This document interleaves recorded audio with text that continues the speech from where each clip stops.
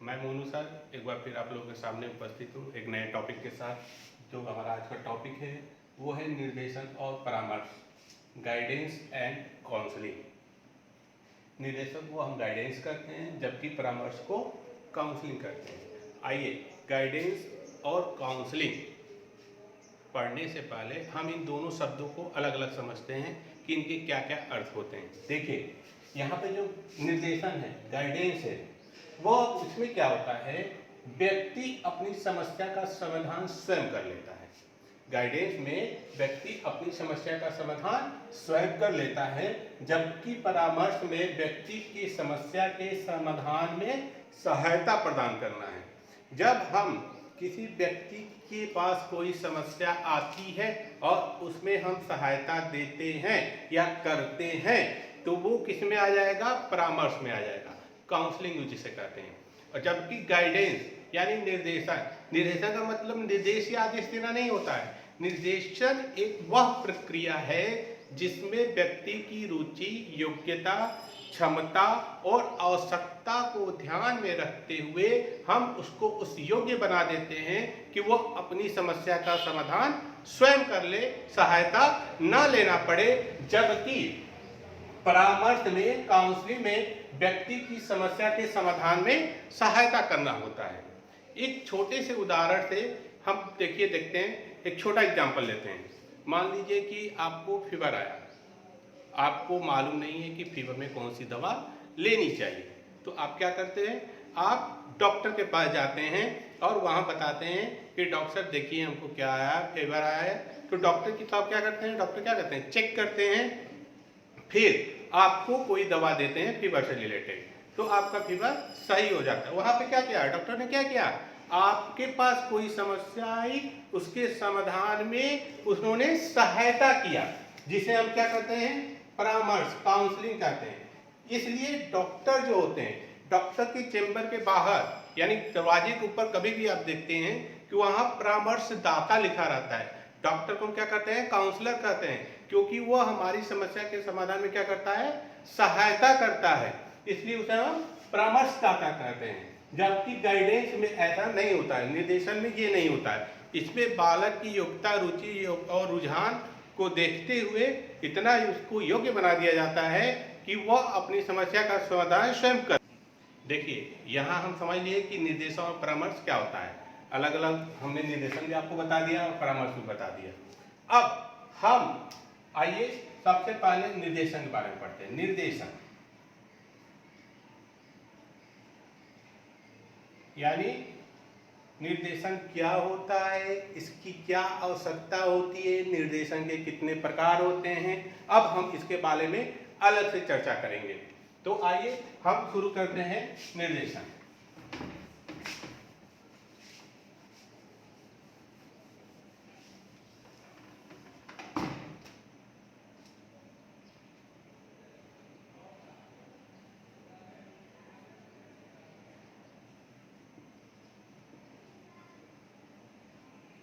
Guidance, देखिए निर्देशन की जो आवश्यकता होती है,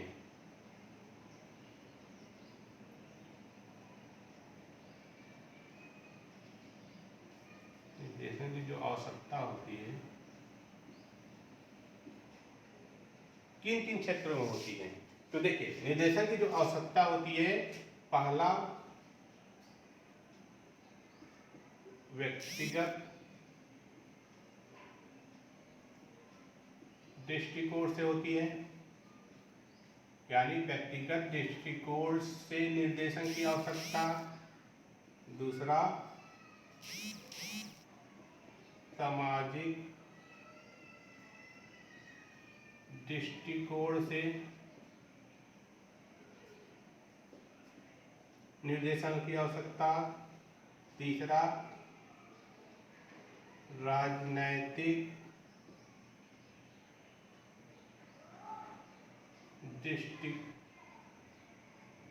दृष्टिकोण से निर्देशन की आवश्यकता। और चौथा जो होता है वो होता है शैक्षिक दृष्टिकोण से। निर्देशन की आवश्यकता है।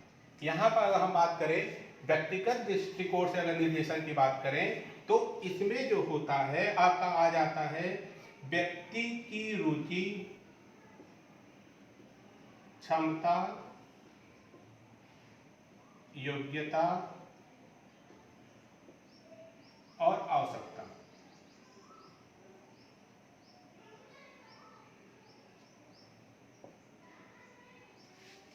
व्यक्तिगत दृष्टिकोण से अगर निर्देशन की आवश्यकता देखें तो बालक की रुचि जिसमें है और उसकी क्या योग्यता है, क्या क्षमता है, क्या आवश्यकता है, इसको ध्यान में रखते हुए हम निर्देशित करेंगे तो अपनी समस्या का समाधान स्वयं कर लेगा। जैसा कि अभी हमने बताया कि जो निर्देशन होता है व्यक्ति अपनी रुचि, योग्यता और क्षमता के अनुसार अपनी समस्या का समाधान करता है। तो व्यक्तिगत निर्देशन में व्यक्ति अपना सेल्फ डिसीजन ले सके, इसलिए उसकी रुचि, योग्यता और क्षमता और आवश्यकता को हम ध्यान में रखते हुए उसको इस योग्य बना देंगे कि वो अपनी समस्या का समाधान स्वयं कर ले। उसके बाद आता है सामाजिक दृष्टिकोण से। सामाजिक दृष्टिकोण से अगर हम देखें तो इसमें पारिवारिक, सामाजिक, जनसंख्या वृद्धि,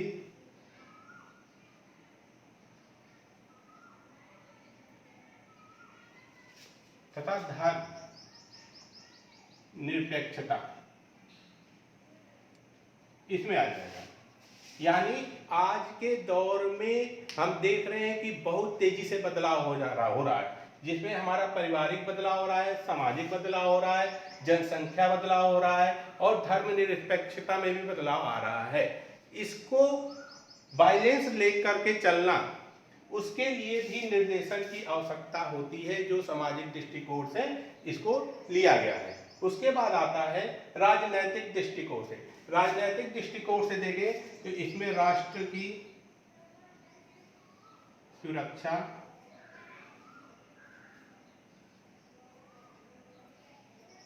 भावात्मक एकता आदि की बात कही गई है। अगर राजनीतिक दृष्टिकोण से देखें निर्देशन की आवश्यकता तो उसमें क्या है, इसमें राष्ट्र की सुरक्षा की बात आएगी और भावात्मक एकता। भावात्मक एकता का मतलब क्या हुआ, हमारे भाव दूसरे के भाव से मिले, हमारी सोच दूसरों की सोच से मिले, वो भावात्मक एकता होगी जब हम एक दूसरे से जुड़ते हैं। राष्ट्र की सुरक्षा यानी हमारा राष्ट्र का सुरक्षा, हम अपने राष्ट्र की सुरक्षा कैसे करें, कौन कौन सी राजनीतिक गतिविधियां बनाए, वो किसमें आ जाएगा, राजनीतिक दृष्टिकोण में। उसके बाद आता है शैक्षिक दृष्टिकोण से। शैक्षिक दृष्टिकोण से देखें तो इसमें पाठ्यक्रम का चुनाव करना, अनुशासनहीनता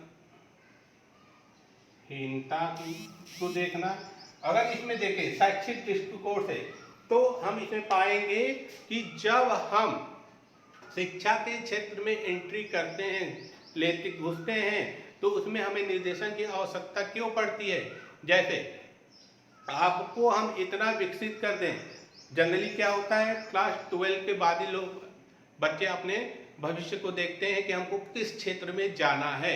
तो हम 12 तक क्या करते हैं, हम उनकी रुचि, योग्यता, आवश्यकता और क्षमता को विकसित करते हैं। विकसित करते हैं मतलब कि वह बच्चा क्लास 12 के बाद जाकर अपनी योग्यता को देखते हुए उस विषय का चुनाव कर सके, उस कोर्स का चुनाव कर सके कि वो उसमें पारंगत हो सके, आगे बढ़ सके। लोग कहते हैं कि बच्चा डॉक्टरी के लाइन में जा रहा था लेकिन हमको इंजीनियर बनाना था तो हमने उसको इंजीनियरिंग लाइन में डाल दिए। ये गलत है।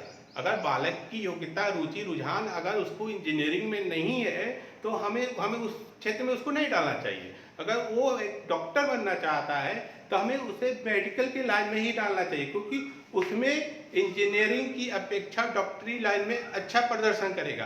क्यों? क्योंकि उसको उस काबिल बनाया गया है, उस योग्य बनाया गया है। वह अपनी योग्यता जानता है कि हम किस क्षेत्र में जाएंगे तो हम क्या कर सकेंगे। यानी तो कहने का तात्पर्य हुआ कि क्लास 12 हमने उसकी योग्यता, क्षमता और रुचि आवश्यकता को ध्यान में रखते हुए हम उसको विकसित किए और क्लास 12 के बाद वह स्वयं निर्णय ले सके कि उसे क्या करना है। वो होता है शैक्षिक दृष्टिकोण से निर्देशन की आवश्यकता। देखिए, हम आवश्यकता के बारे में चर्चा कर चुके। अब हम देखते हैं कि निर्देशन के कितने प्रकार होते हैं। निर्देशन कितने प्रकार के होते हैं। यहाँ निर्देशन के प्रकार में अगर हम बात करें तो देखें कि 1930 में विलियम मार्टिन प्रॉक्टर ने, जो एक मनोवैज्ञानिक थे, उन्होंने निर्देशन के 6 प्रकार बताए। उसके 2 साल बाद, ठीक 2 साल बाद 1932 में जॉन ब्रेवर महोदय ने निर्देशन के 10 प्रकार बताए। लेकिन मुख्य रूप से जो ये 10 प्रकार बताए जॉन ब्रेवर ने, ये व्यक्तिगत निर्देशन तथा दूसरा व्यवसायिक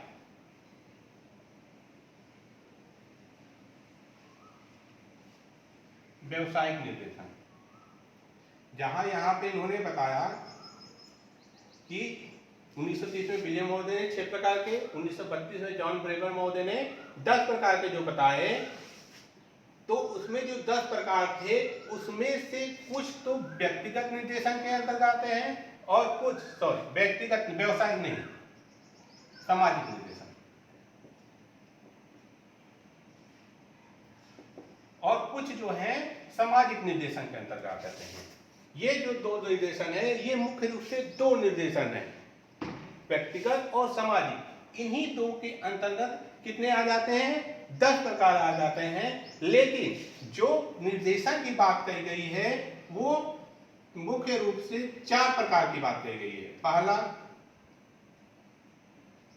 व्यक्तिगत निर्देशन,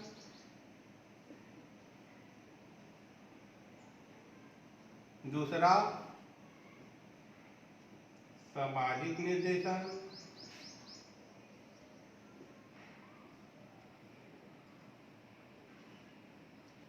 तीसरा शैक्षिक निर्देशन,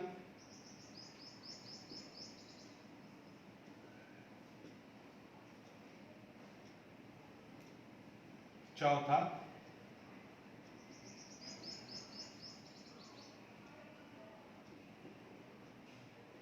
व्यवसायिक निर्देशन। देखिए, मुख्य रूप से 4 निर्देशन होते हैं, व्यक्तिगत, सामाजिक, शैक्षिक और व्यवसायिक। जिसमें से हमारे सिलेबस में जो पढ़ना है वो पढ़ना है व्यक्तिगत निर्देशन, शैक्षिक निर्देशन और व्यवसायिक निर्देशन। हमारे सिलेबस में सामाजिक निर्देशन नहीं दिया है।